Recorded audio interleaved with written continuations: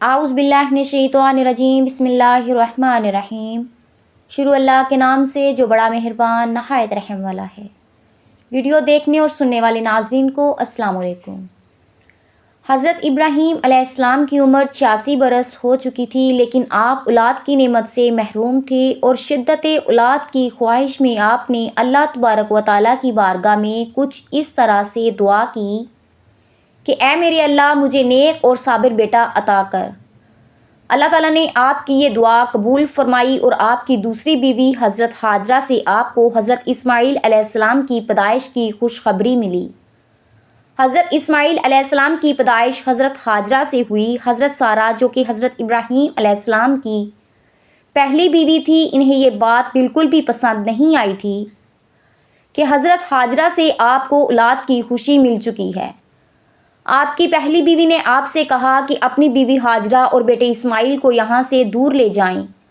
حضرت ابراہیم علیہ السلام کو حضرت سارہ کی یہ بات بہت ناگوار گزری، لیکن جب آپ کو اللہ تبارک و تعالیٰ کی طرف سے حکم ہوا کہ حضرت ہاجرہ اور اپنے بیٹے اسماعیل علیہ السلام کو عرب کے ریگستان میں چھوڑ دیا جائے، حضرت ابراہیم علیہ السلام اپنی بیوی حضرت ہاجرہ رضی اللہ تعالیٰ عنہا اور اپنے بیٹے حضرت اسماعیل علیہ السلام کو اسی جگہ پر لے آئے جہاں پر آج خانہ کعبہ موجود ہے۔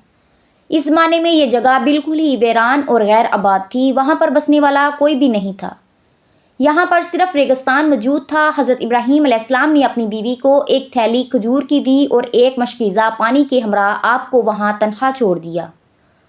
حضرت ہاجرہ رضی اللہ تعالیٰ عنہا حضرت ابراہیم علیہ السلام سے پوچھتی ہیں کہ اے میرے پیارے شوہر، آپ ہمیں اس ویرانی جگہ پر کہاں لے آئے ہیں؟ تو حضرت ابراہیم علیہ السلام فرماتے ہیں، مجھے اللہ تبارک و تعالیٰ کی طرف سے حکم ہوا ہے کہ میں آپ کو اور ہمارے بیٹے اسماعیل کو یہاں پر اکیلا چھوڑ کر چلا جاؤں۔ جب حضرت ہاجرہ نے یہ سنا تو وہ مطمئن ہو گئی اور انہوں نے حضرت ابراہیم علیہ السلام کو جانے کی اجازت دے دی اور فرمایا کہ ہمارے لیے ہمارا اللہ ہی کافی ہے۔ جب حضرت ابراہیم علیہ السلام چلتے چلتے ایسی جگہ پر پہنچے جہاں پہنچ کر انہوں نے دیکھا کہ حضرت ہاجرہ اور حضرت اسماعیل علیہ السلام ان کی آنکھوں سے اوجھل ہو چکے ہیں، تو آپ نے بارگاہ الہی میں ہاتھ اٹھائے اور دعا فرمائی کہ اے میرے اللہ، میں نے اپنی بیوی ہاجرہ اور بیٹے اسماعیل علیہ السلام کو آپ کے حوالے کیا، تو ان کی حفاظت فرما۔ یہ دعا کر کے حضرت ابراہیم علیہ السلام وہاں سے چلے گئے۔ چند روز تک حضرت ہاجرہ کھجوریں کھاتی رہیں اور مشکیزے سے پانی پیتی رہیں۔ حضرت اسماعیل علیہ السلام کو اپنا دودھ پلاتی رہیں، لیکن جب کچھ دنوں کے بعد کھجوریں اور پانی ختم ہو گیا تو حضرت ہاجرہ بہت پریشان ہوئیں، کیونکہ وہ بھوکی رہنے لگی تھی، جس کی وجہ سے ان کا دودھ پی نہیں ہوتا تھا، اور حضرت اسماعیل علیہ السلام بھی بھوکے رہنے لگے۔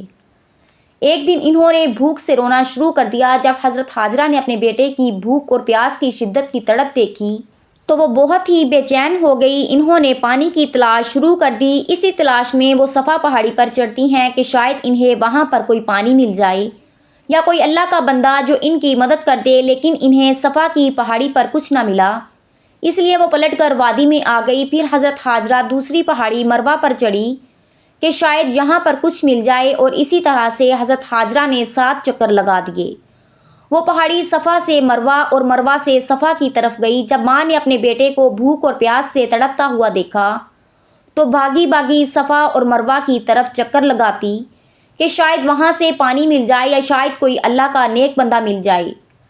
ایک ماں کا یہ جذبہ اللہ تبارک و تعالیٰ کی بارگاہ میں اس طرح سے قبول ہوا کہ آج بھی جب کوئی بیت اللہ شریف کی زیارت کے لیے جاتا ہے تو اس پر یہ لازم ہوتا ہے کہ وہ صفا اور مروہ کی پہاڑیوں کے درمیان 7 چکر لگائے۔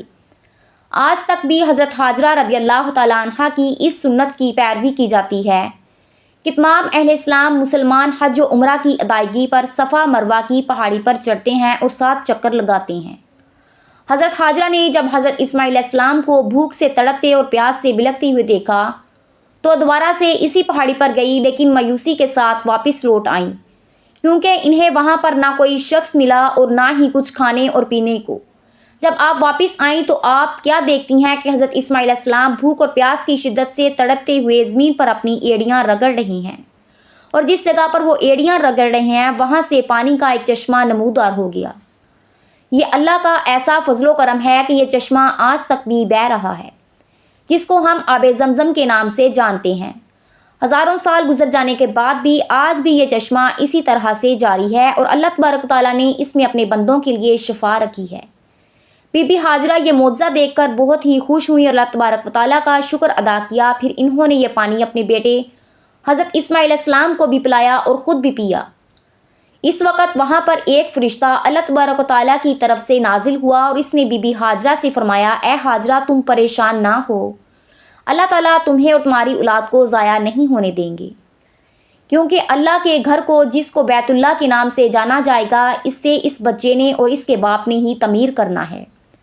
اس کے بعد وہاں سے ایک قافلہ گزرا جس نے پانی پینا چاہا تو انہوں نے حضرت بی بی حاجرہ سے اجازت لی اور پانی پی لیا، اور ان میں سے کچھ لوگوں نے وہاں پر رہنے کے لیے اپنا ٹھکانہ بھی بنا لیا۔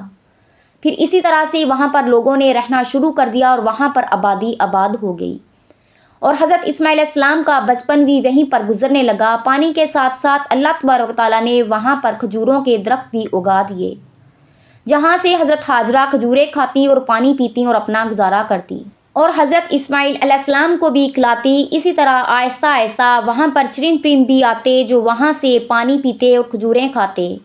وہاں سے جو بھی گزرتا وہ کھجوروں اور پانی کو دیکھ کر رک جاتا اور وہاں پر آباد ہو جاتا۔ اسی طرح سے آہستہ آہستہ ایک بڑی آبادی وہاں پر بن گئی۔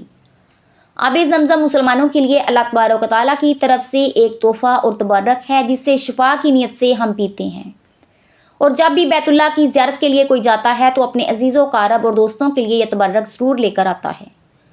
اللہ تعالیٰ سے دعا ہے کہ ہم سب کو بھی اپنے گھر کی زیارت نصیب فرمائے، آمین۔ میرا سنانا اور آپ کا سننا قبول فرمائے۔ ناظرین، اس پیارے سے واقعے کو آگے شیئر ضرور کیجیے گا اور اس ویڈیو کو لائک بھی۔ ملتے ہیں آپ سے کسی اور اچھے واقعے کی ویڈیو کے ساتھ، تب تک کے لیے اللہ حافظ۔